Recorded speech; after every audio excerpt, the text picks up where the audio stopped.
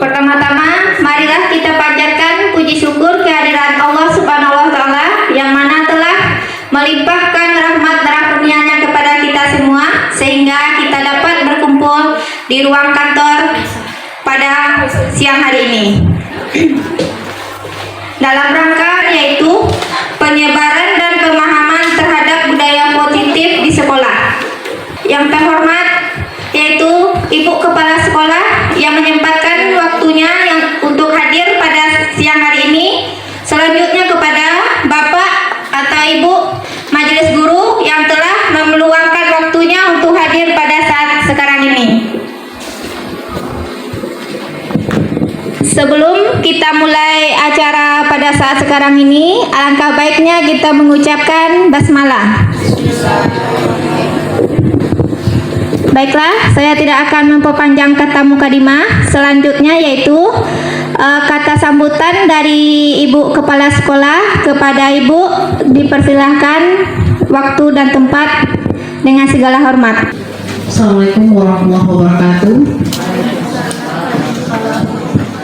Yang kita hormati Unsur Pimpinan SMA Negeri 3 Labu Basung beserta Bapak Ibu Guru yang hadir pada saat ini untuk aksi nyata budaya positif yang akan ditayangkan oleh Ibu Guru penggerak calon penggerak SMA Negeri 3 Labu Basung. Semoga ini akan menjadi pemahaman dan penerapan dalam penyampaian pengalaman yang beliau akan sampaikan sesuai dengan alur sebagai guru penggerak angkatan 8. Kepada Ibu Elvi kita persilahkan. Semoga SMA Negeri 3 Labu Basung nanti bisa berbagi budaya positif untuk menyampaikan pemahaman penerapan yang akan kita lakukan di SMA Negeri 3 Labu Basung ini. Itu saja. Terima kasih. Assalamualaikum warahmatullahi wabarakatuh.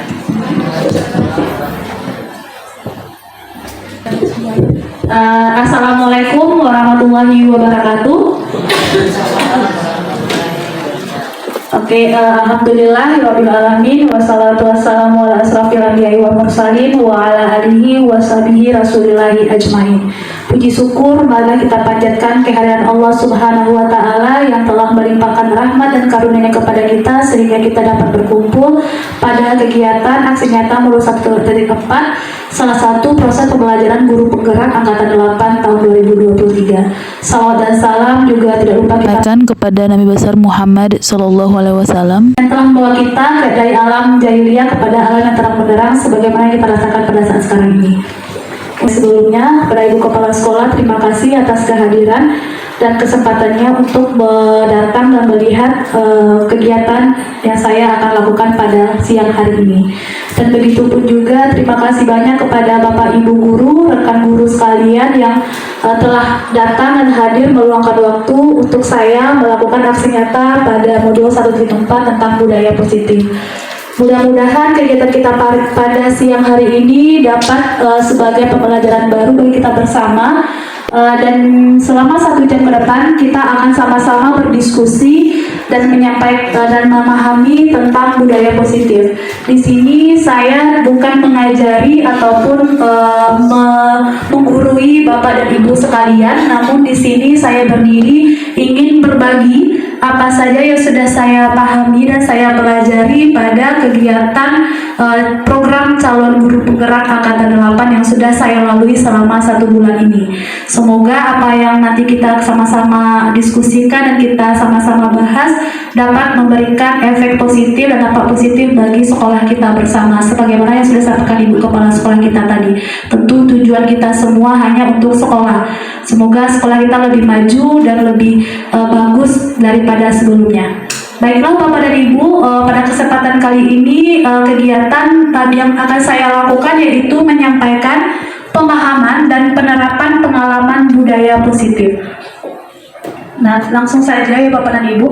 Nah, konsep-konsep inti yang akan kita bahas pada kegiatan pada siang hari ini yaitu yang pertama perubahan paradigma belajar, kemudian disiplin positif, nilai-nilai kebajikan, kemudian kebutuhan dasar manusia, motivasi perilaku manusia, posisi kontrol guru, keyakinan kelas, dan segitiga restitusi. Insya Allah selama 1 jam ke depan kita akan sama-sama mendengar topik-topik dan pembahasan terkait hal yang sudah saya tampilkan di depan. Masih semangat Bapak dan Ibu? Alhamdulillah, terima kasih atas semangatnya. Nah, pada kegiatan kali ini kita melakukan yang namanya kegiatan cobalah buka. Nah, pada kegiatan cobalah buka ini saya berharapkan Bapak dan Ibu mencari pasangan teman di sebelahnya boleh atau di belakangnya boleh. Boleh, silakan dicari terlebih dahulu. Boleh. Ibu dengan ibu kepala sekolah langsung boleh juga, Mama. Ibu dengan siapa? Ibu Yosa mungkin bisa ke depan karena Ibu Asayati tidak ada teman ikut ya. Ibu Mirna boleh ke depan. Bu Mirna silahkan. Ada? Oke, sudah dapat pasangannya? Oke. Nah, silakan Bapak dan Ibu berbagi peran.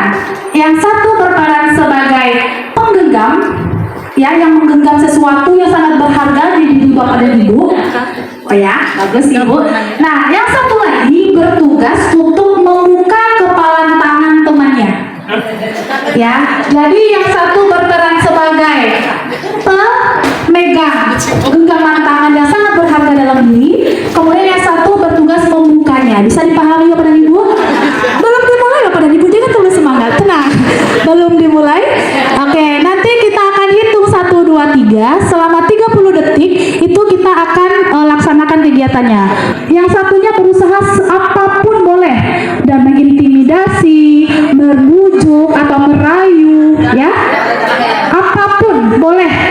Yang berperan sebagai pembuka kepalan tangan boleh melakukan apapun yang mau dilakukan, mau mengintimidasi, mau merayu, terserah. Bisa kita mulai? Apa? Oke, kita mulai. 1. Pak Pandi sudah ketemu pasangannya? Ya, boleh. Yang menggenggam siapa? Oke, Oke, 1. Waktunya 30 detik ya. 1, 2, 3, mulai. Ayo Bapak dan Ibu.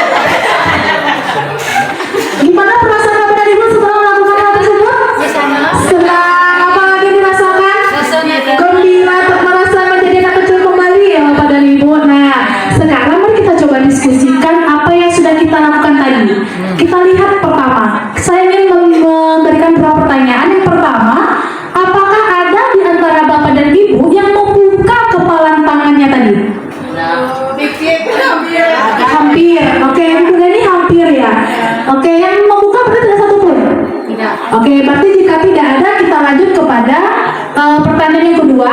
Apakah ada di antara Bapak dan Ibu yang masih menutup kepalan tangannya tadi?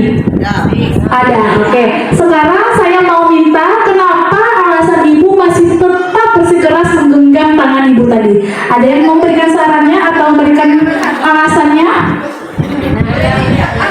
Ada Ibu dan Bapak yang mau memberikan alasan kenapa tuh masih dipegang tangannya, nggak mau dibuka apapun yang dipegang temannya? Yang masih tadi? Abu Pit. Saya bersikeras dan memegang. Putih boleh di depan Bu. Ya, boleh.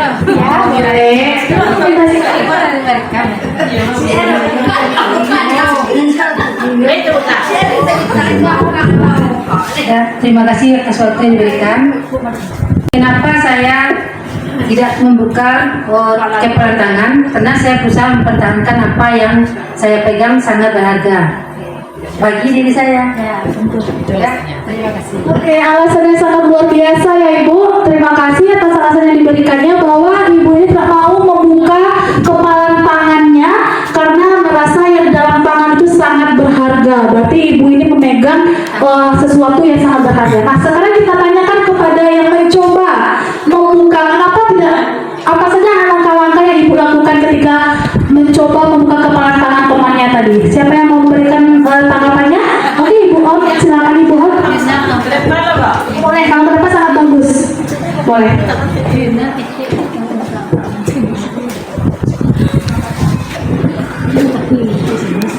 Assalamualaikum warahmatullahi wabarakatuh. Alasan saya, langkah-langkah ya? Ya, apa saja langkah-langkah yang Ibu lakukan? Ya. Trik-trik saya yang lakukan untuk membuka kepalan tangan teman yang di depan saya, yaitu dengan bersikeras, sekuat tenaga, tetapi kepalan tangan masih tidak terbuka. Lalu cara yang kedua yang saya lakukan, saya meneliti pinggangnya saya. Oke, Assalamualaikum warahmatullahi wabarakatuh. Oke, terima kasih atas alasan yang Ibu langkah-langkah yang Ibu sampaikan. Banyak ya kegiatan yang Ibu lakukan dari mulai bersikeras, berarti mengintimidasi temannya. Ada lagi mengkritik, membuat rayuan agar temannya membuka. Tapi apakah temannya Ibu membuka? Tidak ya. Berarti semua kita tidak ada satupun di sini yang membuka kepalan tangannya. Kita lanjut kepada pertanyaan selanjutnya. Nah, dalam kegiatan ini sesungguhnya siapa yang memegang kendali dan kontrol untuk membuka dan membuka kepalan tangan tersebut? Menurut Bapak Ibu siapa yang memegang kontrol terbuka atau tidaknya kepalan tangan tersebut? Oke, silakan siapa Ibu Mirna? Ya betul. Jadi yang memegang kontrol ataupun yang memegang kendali kepalan tangan terbuka ataupun tertutup adalah orang yang menggenggam tangan tersebut. Setuju tidak Bapak dan Ibu? Iya. Apapun tadi saya melihat Ibu Asnaweti memberikan uang 150.000. Itu berupa apa itu? Bujukan ya. Tapi apakah Ibu Mirna membuka? Tidak. Jadi yang memegang kontrol itu siapa? Memanglah orang yang menggenggam tangan tersebut. Nah, dari hal kegiatan tersebut kita masuk pada paradigma yang disebut dengan posisi kontrol yang selama ini kita beranggapan itu benar adanya. Tetapi ternyata dari kegiatan kepalan tangan tadi itu merupakan sebuah ilusi Bapak dan Ibu. Bagaimana? Karena dari kegiatan kita tadi kita melihat bahwa ilusi guru mengontrol murid. Sebelum ini pasti kita beranggapan bahwa guru dapat mengontrol tingkah laku murid. Begitu tidak Bapak dan Ibu? Benar. Nah, pada kenyataannya saat kita melakukan kegiatan coba buka, ternyata yang mengontrol itu siapa menurut Bapak dan Ibu? Murid. Benar sekali. Jadi apapun yang kita lakukan itu sebenarnya hanya bukan kita yang mengontrol mereka, tetapi diri mereka lah yang mengontrol. Itu ilusi yang selama ini kita anggap benar. Ya Bapak dan Ibu, kemudian kita juga memberikan ilusi bahwa kritik dan membuat orang merasa bersalah dapat menguatkan karakter. Pernah tidak Bapak dan Ibu memberikan orang itu merasa bersalah? Misalnya peserta didik kita, dia melakukan suatu kesalahan, kita bilang kenapa kalau melakukannya, kita buat dia merasa bersalah atas kegiatannya. Pernah tidak kita melakukan seperti itu? Pernah. Nah, itu sebenarnya kita menganggap bahwa dengan membuat dia merasa bersalah itu akan meningkatkan atau menguatkan karakternya. Ternyata dari kegiatan kita tadi yang kita lakukan itu sebenarnya hanya ilusi Bapak dan Ibu, tidak benar adanya. Itu hanya ilusi kita bahwa kita dengan memberikan dia merasa bersalah itu kita bisa menguatkan karakter. Dan begitu pun selanjutnya, ilusi bahwa semua penguatan positif efektif itu bermanfaat. Dan juga yang terakhir bisa kita lakukan bahwa orang dewasa memiliki hak untuk memaksa. Ya, nah itu yang dari kita tadi kita melihat perubahan paradigma tentang teori kontrol, bahwa seorang guru kita tidak dapat mengontrol murid kita sebenarnya, itu hanya ilusinya saja pada dasarnya. Kemudian kita lihat kepada sesungguhnya siapa yang memiliki kontrol. Ini yang saya maksud tadi Bapak dan Ibu, dari stimulus respon kepada teori kontrol. Sebenarnya kita pasti mengatakan bahwa kita dapat mengubah paradigma orang itu agar sama dengan kita. Suatu waktu kita pasti pernah berbeda. Tapi kalau kita pakai teori kontrol, kita harusnya itu bagaimana? Berusaha untuk membuat pandangan orang lain itu terhadap berbeda. Jadi kita memahami perbedaan atau pendapat orang lain itu berbeda dari yang kita punya, begitu. Dan begitu pun perilaku buruk dilihat sebagai suatu kesalahan. Ketika kita melihat siswa kita melakukan tindakan yang salah atau melakukan suatu tindakan yang buruk, itu kita beranggapan itu adalah sebuah kesalahan. Tapi jika kita pakai teori kontrol tadi, kita bisa memahami bahwa seseorang itu melakukan sesuatu pasti ada tujuan, ya kan? Kemudian juga ada orang lain bisa mengontrol saya. Bisa tadi Bapak dan Ibu, orang lain bisa mengontrol Bapak dan Ibu? Tidak kan? Dari kita tadi kita nampak nyata sekali bahwa tidak ada satupun yang bisa mengontrol kita. Ketika ada sebuah perintah atau sebuah peraturan ada, kita melakukannya, tetapi itu yang mengontrol itu sebenarnya kita, bukan orang yang memerintah. Kita mau mengerjakan perintah ataupun tidak, ya Bapak dan Ibu. Kemudian ada pemaksaan ada pada saat bujukan gagal. Ketika tadi ada beberapa langkah, nanti pertama membujuk, tetapi tidak, kemudian berusaha bersikeras membuka genggaman tangan teman ya, ternyata itu tidak bisa. Yang bisa kita lakukan hanya berkolaborasi dan menciptakan pilihan-pilihan baru. Berkolaborasi tentu kita berdiskusi, mencarikan apa saja solusi-solusi yang bagus bisa kita terapkan, begitu. Ya kan Bapak dan Ibu, tadi kan Ibu ada yang berusaha memberi uang, tapi kan itu merupakan contohnya saja, tetapi tidak juga orang itu melaksanakannya, tidak mengerjakannya juga. Jadi itu salah satu paradigma perubahan stimulus respon dan juga teori kontrol. Nah, sekarang kita masuk kepada disiplin positif. Ketika mendengar kata disiplin, apa yang Bapak dan Ibu teringat atau ketika saya mendengar disiplin ini gitu, ada tidak? Apa yang pertama muncul dalam pemikiran Bapak dan Ibu ketika mendengar kata disiplin? Oke, tata tertib. Apa lagi? Peraturan, betul. Apa lagi Bapak dan Ibu? Hukuman. Ada lagi itu, apa lagi? Tanggung jawab. Nah, itu disiplin yang umum kita pernah dengar dan kita pahami. Nah, sekarang kita coba melihat kepada yang namanya disiplin positif. Nah, apa itu disiplin positif? Ini dia bertanggung jawab terhadap apa yang dilakukannya karena mendasarkan tindakan mereka pada nilai kebaikan universal. Atau juga berarti melakukan sesuatu karena ingin mencapai suatu tujuan yang positif. Sekarang Bapak dan Ibu datang, itu ada paksaan tidak tadi ke sini kegiatan ini? Iya, bagus sekali Ibu.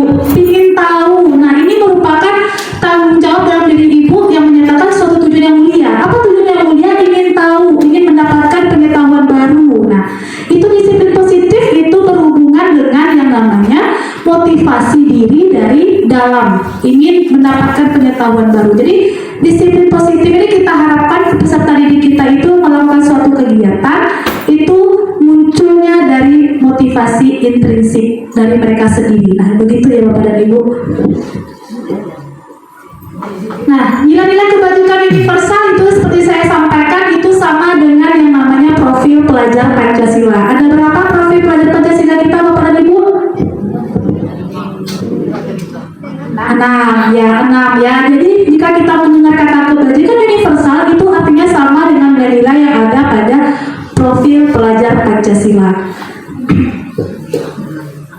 Nah, ini yang saya maksud tadi Bapak dan Ibu. Motivasi, ada 3 motivasi di sini. Ada motivasi eksternal dulu, ada motivasi internal. Jadi semua orang berperilaku karena ada motivasi. Menurut Bapak dan Ibu, Ibu datang ke sini motivasi eksternal atau internal? Alhamdulillah, semuanya datang ke sini untuk ingin menghargai diri sendiri. Menuntut ilmu itu menghargai diri sendiri ya, supaya kita mendapatkan sebuah pengetahuan baru. Berarti semua Bapak dan Ibu yang datang ke sini, semua motivasinya sudah muncul dari diri sendiri. Nah, kita lihat apakah siswa kita menurut Bapak dan Ibu sudah memiliki motivasi internal? Sebagian sudah dan sebagian tidak. Nah, itulah tanggung jawab kita Bapak dan Ibu untuk menanamkan disiplin positif. Jika kita mendengar disiplin positif, kita harapkan perilaku peserta didik kita itu dia muncul dari dirinya sendiri. Nggak gara-gara takut di awal, gara-gara takut di sia gitu. Itu maksud dari disiplin positif itu tersendiri. Nah, sekarang kita coba membuat keyakinan kelas untuk mencapai disiplin positif tersebut. Nah, tentu dalam mencapai sebuah tujuan disiplin positif, kita bisa melakukan langkah seperti yang namanya keyakinan kelas. Pernah mendengarkan keyakinan kelas, Sobat dan Ibu? Baru kali ini, terima kasih ya. Baiklah, sekarang kita lihat. Nah, mengapa keyakinan kelas? Mengapa tidak peraturan saja? Pasti akan muncul pertanyaan seperti itu ya. Kenapa kita tidak bikin peraturan kelas saja? Kenapa harus keyakinan? Nah, kita coba membaca pertanyaan berikut. Mengapa kita memiliki peraturan tentang penggunaan helm pada saat mengendarai kendaraan roda 2? Mohon izin yang mau menyampaikan sarannya kenapa menurut Bapak dan Ibu? Ya Bunda, kenapa? Supaya kita terhibur, nggak ada kecelakaan, dan melindungi diri sendiri. Oke, untuk melindungi diri sendiri berarti nilai keselamatan di dalamnya ya Ibu. Terima kasih. Ada ide lain dari soal yang pertama? Bapak Nurman ada Bapak? Tidak. Oke Ibu. Nita, nilai apa? Keselamatan. Buat ya. Nita. Udah kita akan baru ya Nita. Supaya tidak kena tilang. Oke, supaya tidak kena tilang ya. Oke, bagus pertanyaannya. Sama. Melanggar peraturan. Tidak melanggar peraturan. Jadi ada dua versi. Yang satu ibunya menyatakan untuk keselamatan diri. Yang satu tidak supaya tidak kena tilang. Nah, dari motivasi tindakan perilaku tadi yang mana yang muncul sudah motivasi internal? Yang pertama atau yang kedua? Yang pertama itu nilai kebajikan yang ingin kita harapkan. Nah, kalau dari yang supaya tidak kena tilang itu motivasi internal atau eksternal? Eksternal. Sedangkan disiplin positif kita inginkan siswa kita motivasinya muncul dari mana?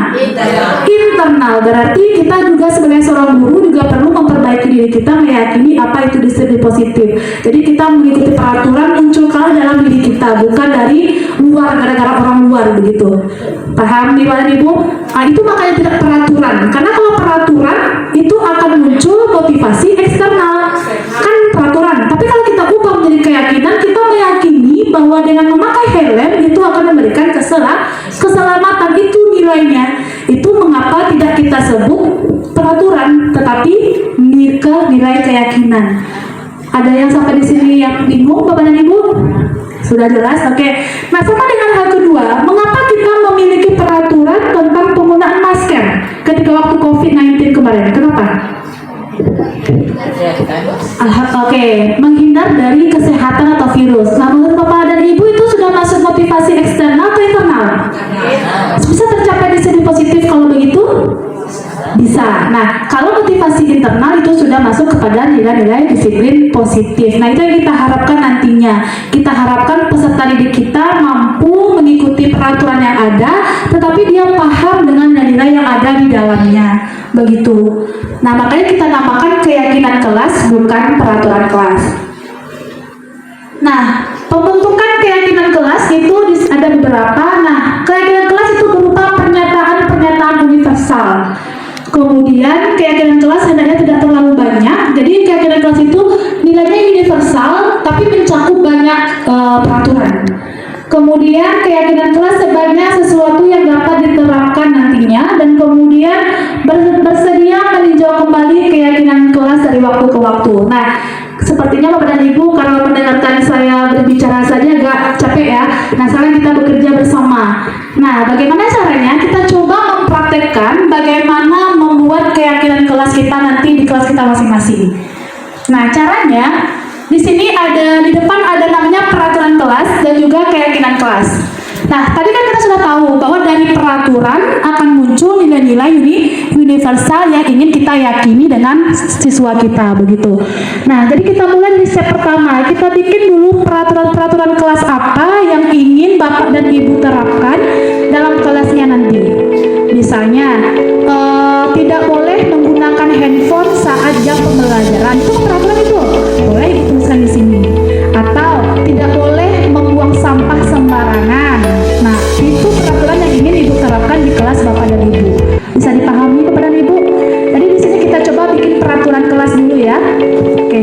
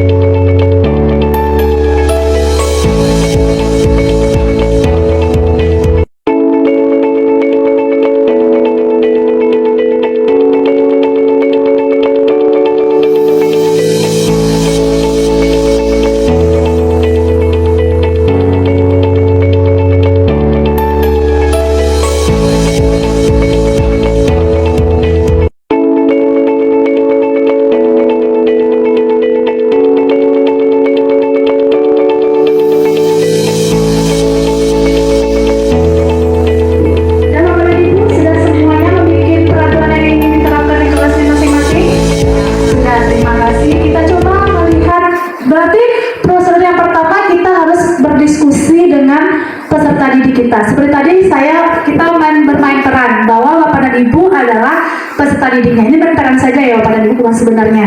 Nah, jadi kita berdiskusi dengan murid kita apa yang ingin disepakati atau peraturan apa yang ingin kita sepakati di kelas kita. Jadi kalau peraturan biasanya kan dari kita sendiri, tapi kalau sudah masuk keyakinan nanti itu berdiskusi dan mengajar murid mencari apa yang ingin dia terapkan dalam kelas mereka masing-masing.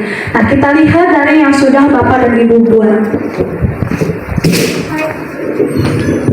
Nah, di sini kita ubah peraturan kelas. Semuanya ya kelihatan ya Bu ya peraturan kelasnya ya. Tapi di sini ya tulisannya tidak ya Bapak dan Ibu. Mungkin saya akan bacakan peraturan kelas yang pertama ini. Jadi dari peraturan yang sudah kita tulis di sini kita ubah menjadi keyakinan. Seperti kita sampaikan tadi bahwa keyakinan itu bersifat universal, umum, bisa mencakup apa peraturan tadi. Kita lihat yang pertama. Jangan berbicara dengan teman selagi belajar. Bapak dan Ibu memiliki peraturan jangan ada siswa kita yang berbicara saat guru lagi mengajar. Nah, kita coba menurut Ibu nilai apa yang bisa kita terapkan dari peraturan tadi. Keyakinan kelas harus bersifat kata-kata positif. Kalau tadi kan jangan berbicara ketika guru lagi menerangkan. Ya Bu, silakan. Akan menghargai. Oke, nah berarti saling menghargai. Berarti di keyakinan ini kita masukkan nilai apa yang ingin kita terapkan oleh siswa kita. Berarti yang pertama keyakinan kita yang pertama saling. Oke, saling menghargai. Oke. Kedua itu tidak boleh datang terlambat. Nilai apa yang ingin kita terapkan itu Bapak dan Ibu? Tidak boleh datang terlambat. Oke, disiplin apa? Oke, berarti coba kita bikin ada kalimat frasanya. Apa itu? Ya betul sekali. Bisa datang tepat waktu berarti ada nilainya yaitu disiplin waktu. Berarti kita bikinkan di sini menerapkan disiplin waktu. Oke, kita langsung ke yang ketiga. Ini sudah. Jangan menggunakan HP saat PBM. Mungkin Bapak Ibu dari dua ini masuk di kemana itu? Jangan menggunakan HP saat PBM. Satu, betul. Nah, begitu yang disampaikan bahwa keyakinan kelas universal bisa mencakup beberapa peraturan yang ada dalamnya. Begitu. Nah, berarti yang nomor 3 sudah masuk ke yang 1. Kita lanjut. Tidak boleh berbicara saat belajar. Masuk ke mana? 1 juga. Oke. Jangan memakai aksesoris ke sekolah. Nah, ini kita temukan dari siswa kita ada yang memakai kalung, cincin gitu ya. Nah, nilai apa yang kita terapkan menurut Bapak dan Ibu?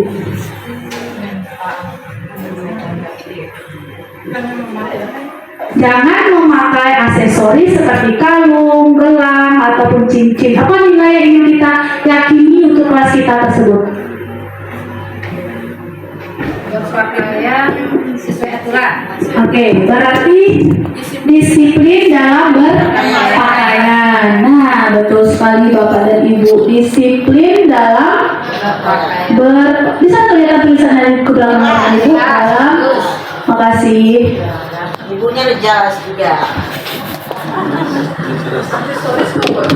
Jangan berbicara saat guru menerangkan. Masih banyak ya, berarti kita banyak menemukan siswa kita berbicara ketika kita mengajar ya. Berarti yang mana kita mau masukkan itu? Saling menghargai. Datang tepat waktu lagi. Berarti kita masih menemukan berarti di sekolah kita yang datang terlambat ya. Berarti masuk ke 2. Tidak boleh permisi lama-lama. Ini curhat sekali Bapak dan Ibu.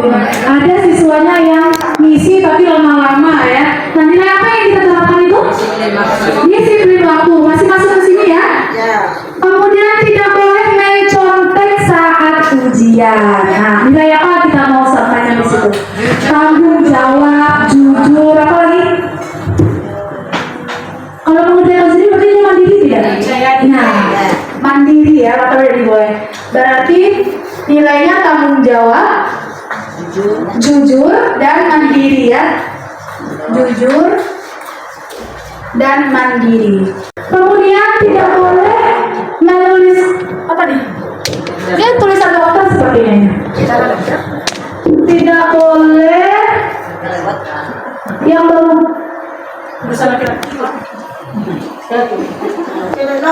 iya, tidak boleh. Oh, tidak boleh melakukan kegiatan lain. Oh, gitu. Jadi ketika belajar bahasa Inggris jangan matematika dibuka begitu. Belajar yang tidak sesuai dengan jamnya begitu.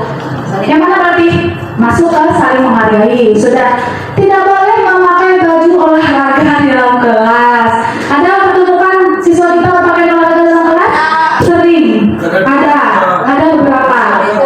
Oke. Nah, itu masuk ke mana? Disiplin dalam berpakaian. PDM kita belajar tidak boleh memakai olahraga. Dan terakhir tidak boleh datang terlambat. Masuk ke waktu. Tidak boleh membawa makanan ke dalam kelas. Ketika kita mengajar, siswa kita bawa makanan ke dalam kelas. Ada. Yang mana yang ingin kita capai? Di sini waktu bawa makanan dia ketika kita mengajar. Untuk ibu nilai mana? 1 ya. Kemudian tidak boleh memainkan handphone ketika di jam pelajaran. Juga ada masuk ke 1. Kita lihat peraturan kita ada berapa peran ibu? 1, 2, 3, 4, 5. 1, 2, 3. Ada 15 peraturan. Kita kerucutkan menjadi keyakinan kelas. Apakah 15 jadinya? Tidak. Jadinya berapa cuma keyakinan kelas? 4. Itu yang tadi dimaksudkan di PowerPoint saya sebelumnya bahwa ini keyakinan kelas itu bersifat universal. Sudah kita temukan bahwa universal keyakinan kelas kita? Sudah. Kemudian keyakinan kelas senantiasa dibuat dalam bentuk positif. Kalau positif kita kerjakan? Sudah. Kalimat positif? Sudah. Kemudian keyakinan kelas tidak terlalu banyak. 4 banyak? Cukup, tidak terlalu banyak. Kemudian semua warga kelas hendaknya ikut berkontribusi. Apakah keyakinan kelas ini saya saja yang membuat? Tidak, bersama. Nah, itu yang disebut dengan keyakinan kelas. Tidak dari kita guru, tapi kita bekerja sama dengan siswa kita untuk menciptakan keyakinan kelas tersebut. Sehingga muncullah motivasi internal di dalam diri peserta didik kita. Nah, ini sebenarnya ada video pembuatan keyakinan kelas yang Elvi sudah terapkan. Mungkin bisa ditonton bersama.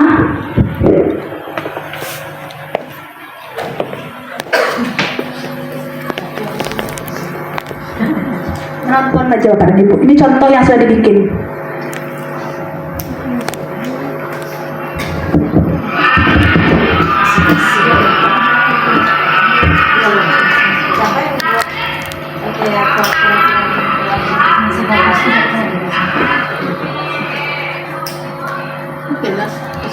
Oke, ada pertanyaan dari Bapak dan Ibu. Apa tadi Bapak dan Ibu?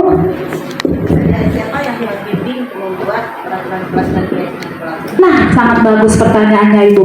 Yang membimbing untuk pembuatan keyakinan kelas, tadi kan kita bermain peran. Saya sebagai seorang guru dan Bapak dan Ibu sebagai peserta didik. Nah, begitulah kenyataannya nanti kita cobakan. Berarti yang membimbing adalah wali kelas. Nah, mungkin itu yang Bapak Ibu ingin sebut. Oh ya, wali kelas. Nah, boleh itu per bidang studi. Jika Bapak dan Ibu ingin membuat keyakinan kelas pada jam pembelajaran Ibu juga harus berkolaborasi dengan wali kelasnya. Biar sama-sama berkolaborasi intinya. Tapi biasanya kalau kelas itu dipimpin oleh wali kelas. Biasanya itu yang wali kelas yang membuatnya. Itu pendapat saya.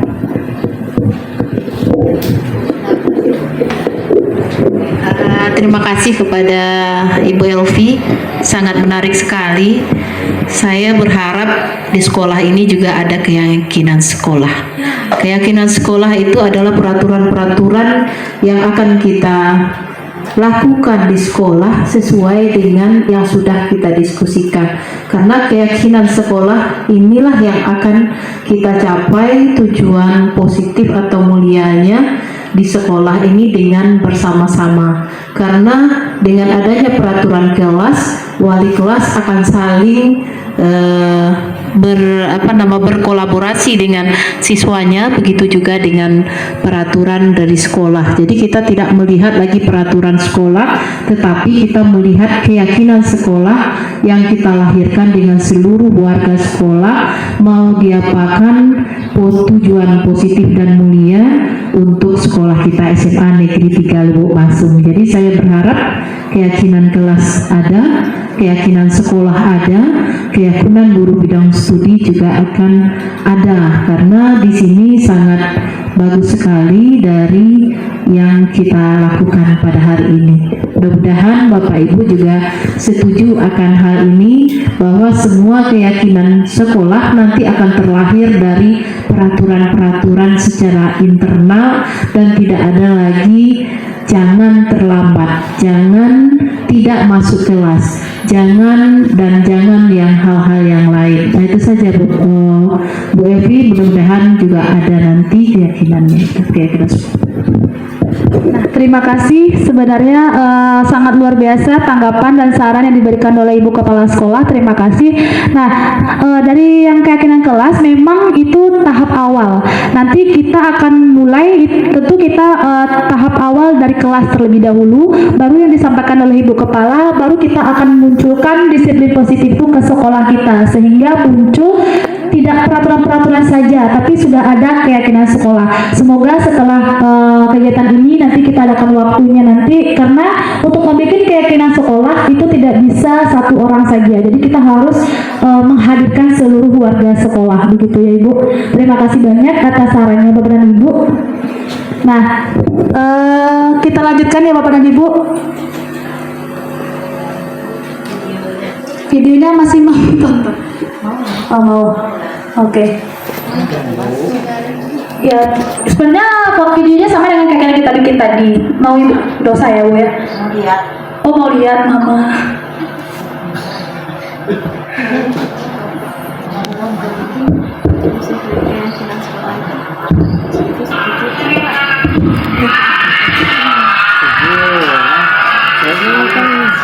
Jual kelas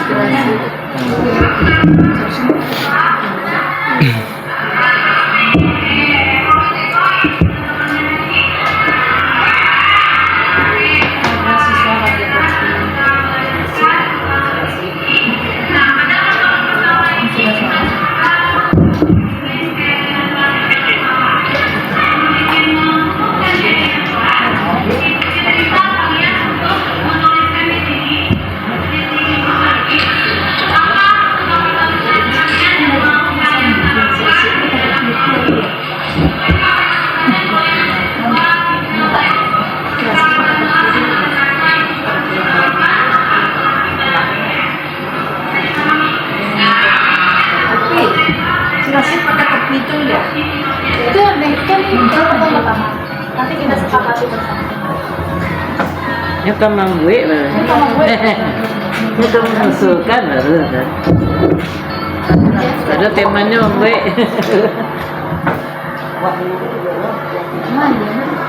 Taruh berpakaian, tempat, yang beli itu ya boleh. Kalau kenal, jelas.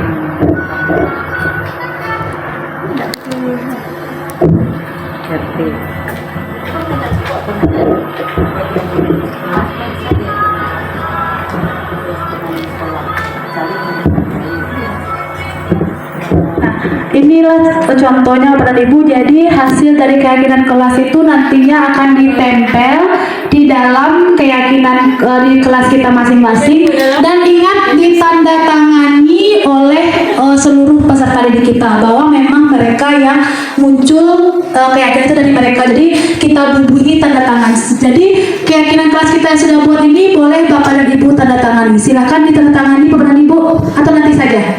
Nanti ya, jadi proses terakhir itu ditempel di dinding dan ditandatangani oleh seluruh warga yang memiliki keyakinan tersebut.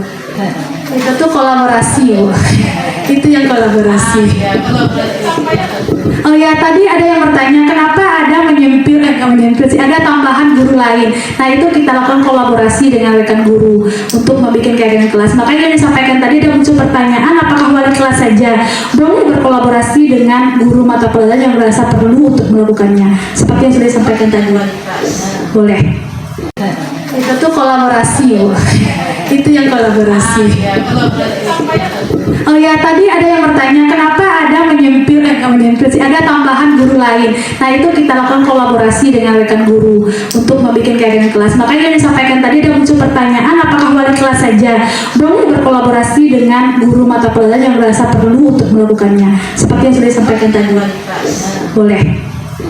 Nah, kita lihat sekarang. Bapak dan Ibu bisa membaca kasus ini. Nanti setelah Ibu dan Bapak baca, kita akan memunculkan beberapa pertanyaan. Silahkan dibaca.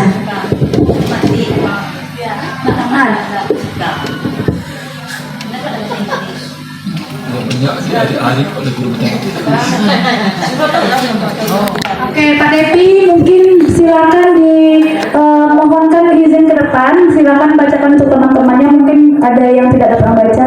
Silakan Pak Depi. Suara Bapak pasti, Pak. Saya yakin.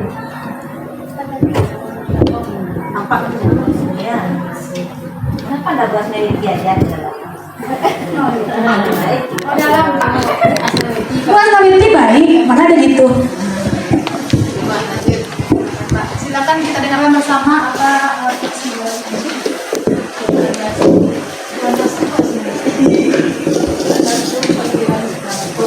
Oke. Iya. Kita yang IPA saja. Oke. Kasusnya ada IPA, kurang menguasai, Bapak bacakan saja. Saya akan membacakan kasus dari IFA. IFA kurang menguasai pelajaran matematika, sehingga pada saat pelajaran tersebut berlangsung, dia lebih banyak berdiam diri atau menggambar di buku pelajarannya. Pada saat guru matematikanya, Pak Seno, menanyakan pertanyaan IFA menjadi gugup. Tak sengaja menjatuhkan tas dari kursi, serta tiba-tiba menjadi gagap pada saat berupaya menjawab. Seluruh kelas pun tertawa melihat perilaku IFA yang bicara tergagap dan terkejut tersebut. Pak Seno pada saat itu membiarkan teman-teman menertawakan IFA yang tergagap dan malu luar biasa, dan malahan minta IFA untuk maju ke depan dan berdiri di depan kelas sambil menunjuk hidungnya karena tidak bisa menjawab pertanyaan Pak Seno. Kelas makin gaduh dan anak-anak pun tertawa melihat IFA di depan kelas memegang ujung hidungnya. Terima kasih, kita plus untuk Pak Depi. Terima kasih. Oke, Bapak dan Ibu sudah kita sama-sama dengarkan bahwa kasus IFA tadi. Nah, sekarang saya mau bertanya, menurut Bapak dan Ibu setuju tidak dengan apa yang dilakukan oleh Pak Seno tersebut? Boleh yang memberikan tanggapannya? Kita sudah sama-sama mendengarkan tadi kasusnya Ibu Eva. Ada yang mau berikan masukannya? Setuju? Kurang setuju. Kenapa? Menurut saya perilaku Pak Seno kurang setuju karena yang pertama membuat mental anak menjadi rusak ya, karena dibikin malu ya di depan umum.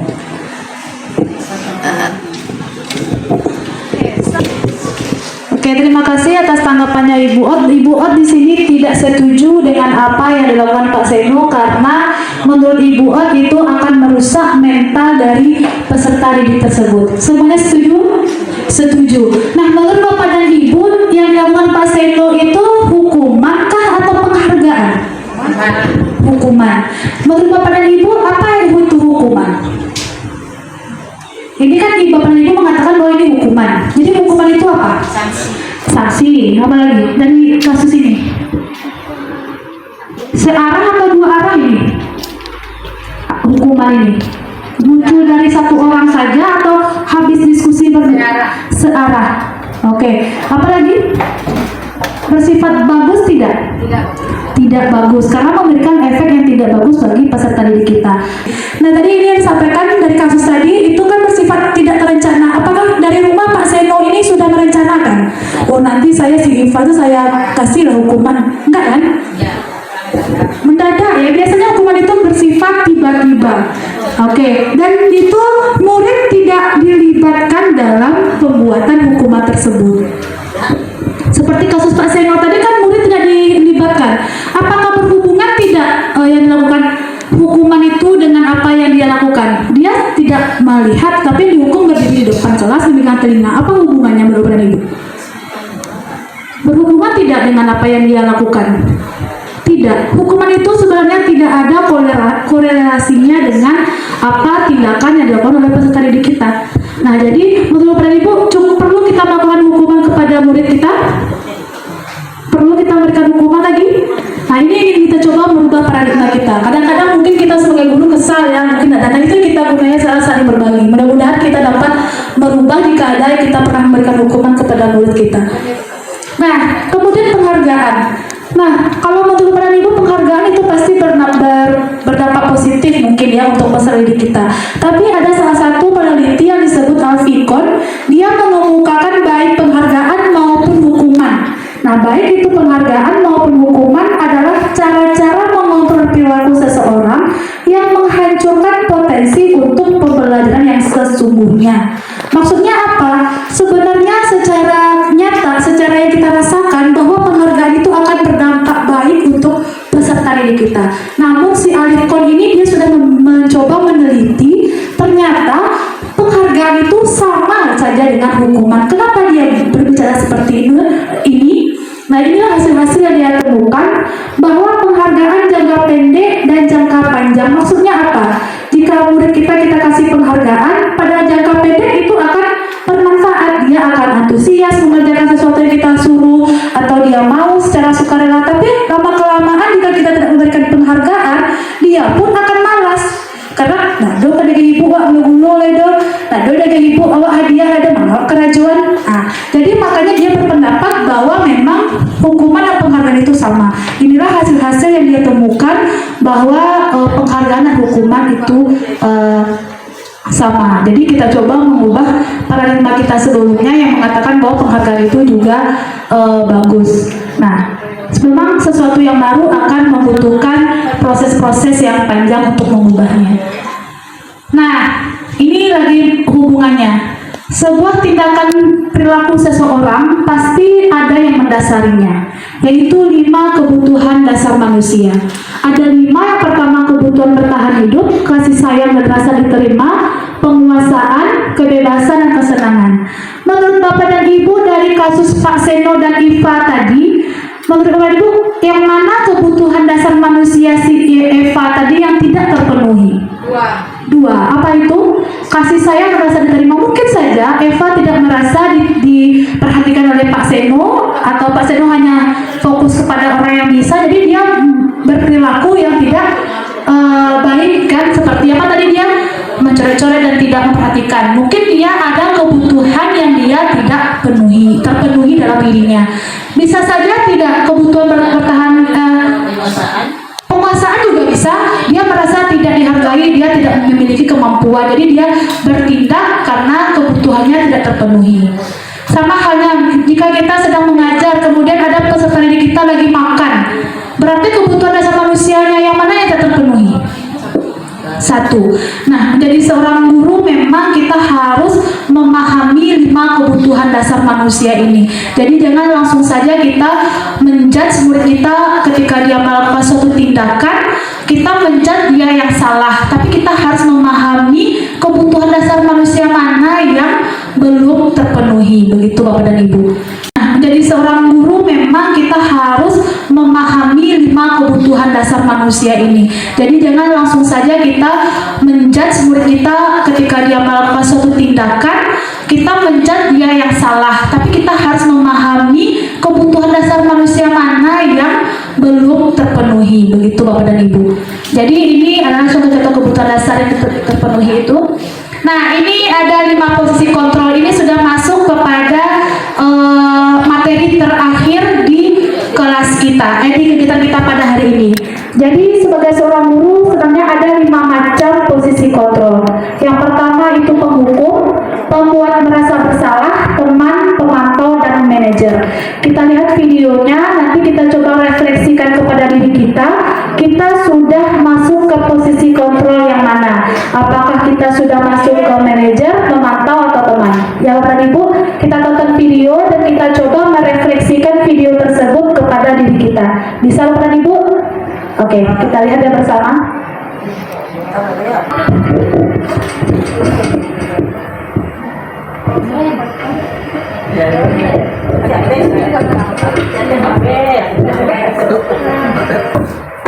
Kamu deh, pasti terlambat. Maaf, saya Apa coba? Alasan kamu apa lagi? Kapan sih kamu tidak terlambat? Malas sekali ya kamu jadi anak. saya Dasar pemalas.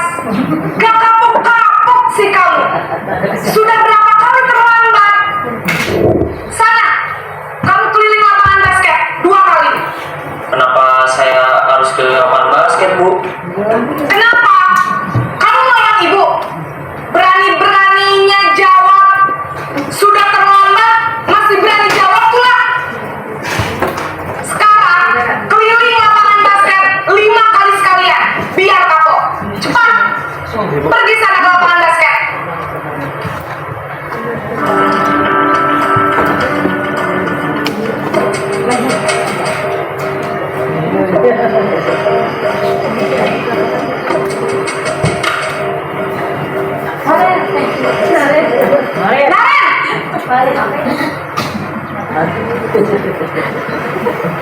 Selamat pagi, Bu.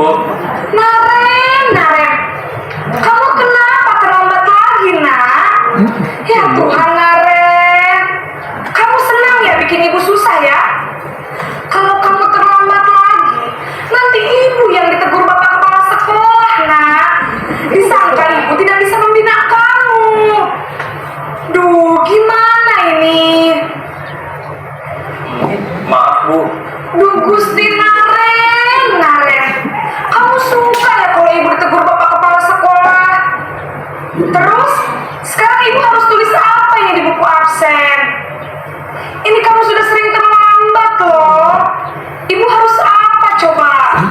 Maaf, Bu. Maaf sekali. Ya sudah, lain kali jangan bikin ibu susah lagi ya nak ya. Ibu tidak akan kuat lagi kalau kamu begini terus. Bisa jantungan kalau ibu tegur bapak kepala sekolah. Sana cepat ke kelas. Maaf ya, Bu. Maaf sekali. Posisi pembuat rasa bersalah berbicara dengan nada tenang.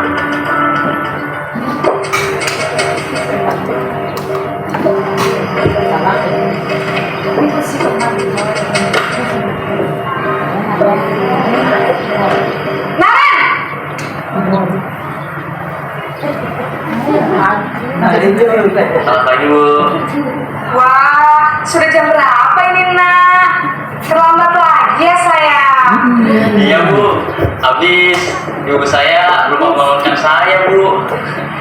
Kamu malah menyalahkan ibu kamu. Kamu bukannya anak yang larinya paling kencang. Kok terlambat sih?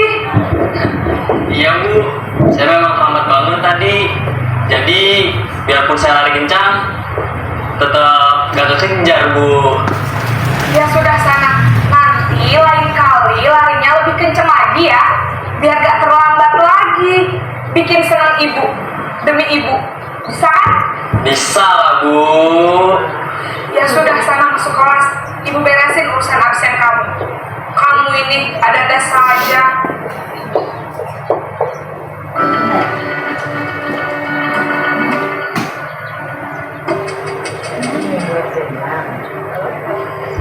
tahu ya, tahu. Jadi teman.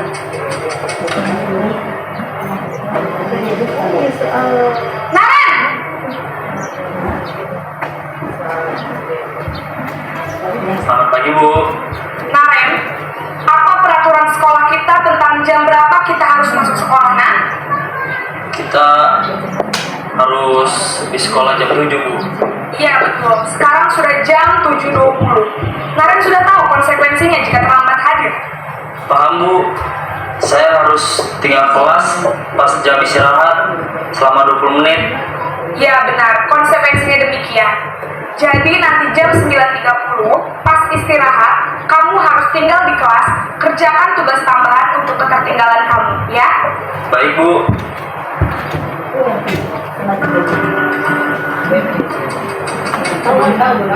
Dia kan kamu tahu. Nah, terus dia cuma kerja.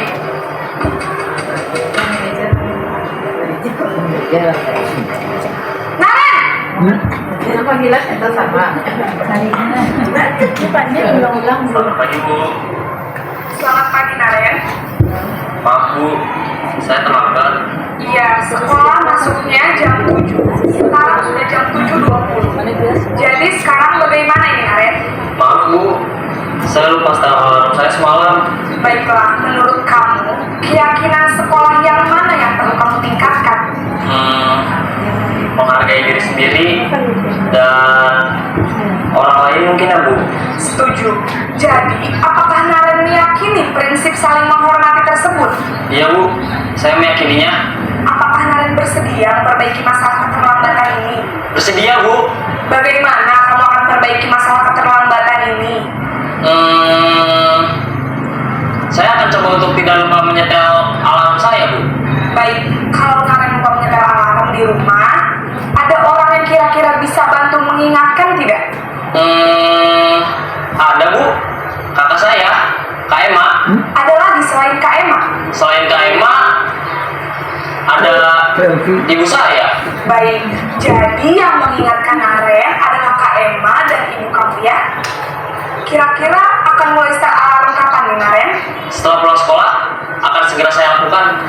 Baik, jadi Naren akan setel alarm untuk bangun besok pagi dan akan diingatkan oleh kakak dan ibunda Naren, ya? Ada lagi yang mungkin perlu dilakukan, Naren? Agar tidak terlambat bangun lagi. Tidak ada, Bu. Baik, Naren.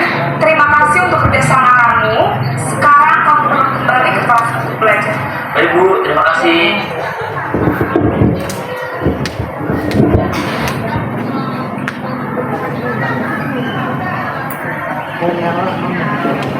Baiklah Bapak dan Ibu, setelah menonton video tentang Naren dengan ibunya tadi, kita coba refleksi dulu. Menurut Bapak dan Ibu, selama ini kita di sekolah masuk posisi kontrol yang mana?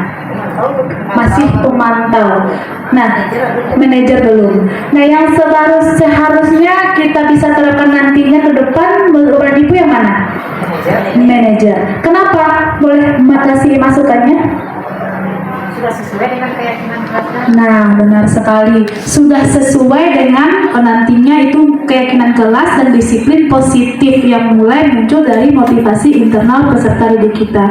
Sebenarnya dari yang 1, 2, 3, 4, 5 itu sudah tingkatan. Ternyata kita masih di tingkatan yang hampir mendekati manajer. Mudah-mudahan setelah pemahaman kita bersama pada hari ini, kita juga dapat menjadikan diri kita menjadi seorang manajer ketika peserta didik kita dalam melakukan tindakan yang tidak pada tempatnya atau jalur yang aturan yang sudah ada. Mudah-mudahan itu bisa kita terapkan nantinya sehingga muncullah budaya positif di sekolah kita sebagaimana yang diharapkan juga oleh tadi harapan kita bersama untuk membuat keyakinan sekolah kita nantinya. Nah, Nah, bagus sekali. Sebenarnya dalam kenyataannya bukan tidak ada ya, betul sekali Ibu, sudah ada, tetapi masih ada yang belum. Jadi kita setelah ini kita coba mengintrospeksi diri masing-masing dan kita cobakan menerapkan posisi manajer tersebut kepada peserta didik kita. Melakukan sebuah perubahan tentu berat, tetapi kita cobakan step by step, sedikit demi sedikit. Semoga dengan step by step tersebut dapat memberikan dampak yang baik untuk kita bersama. Oke. Nah, untuk membuat disiplin positif tadi, kita yang manajer Ibu sampaikan ini ada langkahnya. Kalau kita menjadi posisi manajer, ada 3 langkah yang akan kita lakukan. Yang pertama, ketika siswa melakukan kesalahan, kita harus menstabilkan identitasnya terlebih dahulu. Bagaimana kalau Ibu Naren tadi itu menyampaikan untuk menstabilkan identitasnya? Apa yang dia sampaikan menurut Bapak dan Ibu? Nah, kata-kata bisa kita pakai seperti yang di bawah. Setiap orang pasti pernah melakukan kesalahan, sehingga anak tidak merasa dia bersalah. Jadi dia bisa menstabilkan dirinya ketika dia misalkan ada dia berkelahi. Jadi kita panggil, jangan awal kamu baca kak yuk, itu kan penghukum. Jadi kita coba tanyakan tidak apa-apa melakukan kesalahan, karena semua orang pernah melakukan kesalahan. Itu pertama, kita coba menstabilkan identitasnya terlebih dahulu. Kemudian kita lakukan validasi tindakan yang salah. Setiap orang pasti memiliki tujuan kenapa melakukan sebuah tindakan. Misalnya kita coba gali kenapa dia melakukan tindakan tersebut. Kita coba menyuruh dia memvalidasi sendiri. Jadi jangan dari kita saja. Dan terakhir itu menanyakan keyakinan seperti yang Ibu Naren lakukan tadi. Jadi keyakinan sekolah mana yang tidak kamu patuhi atau yang tidak kamu terapkan. Jadi sehingga dengan berkolaborasi dan juga mencari solusi secara bersama, itu insya Allah akan menghasilkan hasil yang baik untuk kedepannya. Semoga kegiatan kita pada hari ini dapat merubah paradigma kita dan sama-sama kita berubah untuk menjadi yang lebih baik. Saya rasa cukup sekian kegiatan kita pada hari ini. Semoga ilmu yang saya sedikit sampaikan mungkin banyak salahnya, namun jika ada masukan ataupun sarannya nanti saya terima setelah kegiatan ini. Terima kasih banyak atas kehadirannya Ibu Kepala Sekolah dan rekan guru lainnya yang sangat antusias dan sangat serius ya, fokus dalam kegiatan ini. Kita berilah applause untuk kita semua. Terima kasih, saya sudahi dengan wabillahi taufik wal hidayah. Assalamualaikum warahmatullahi wabarakatuh.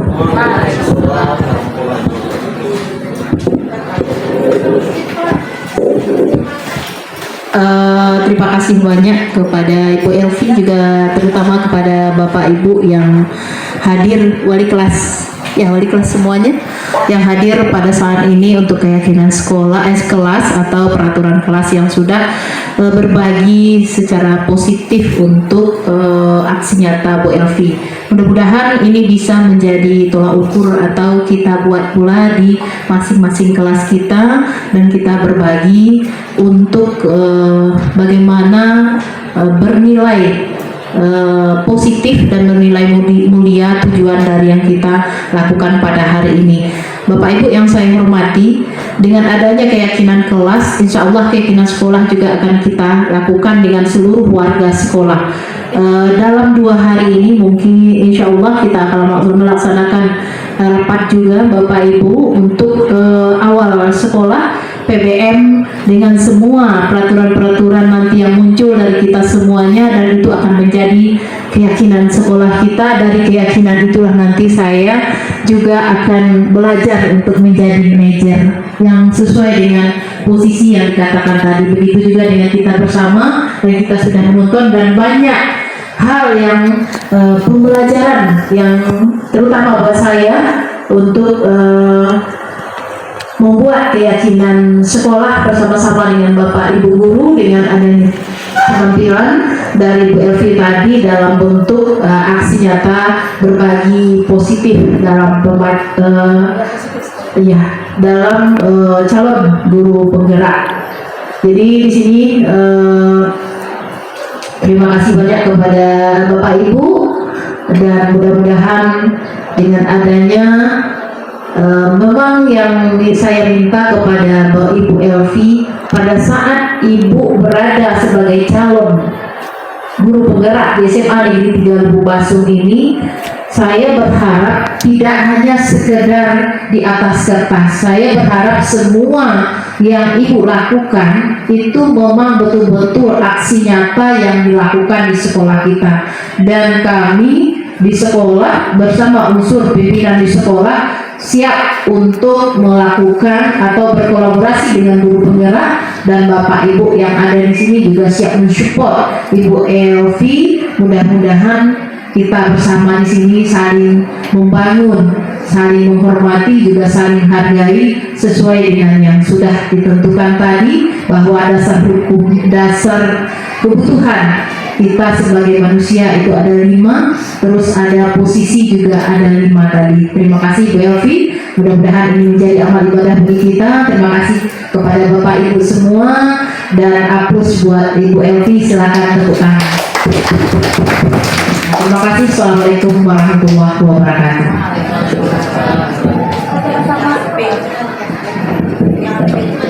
Foto bersama kita pada minggu.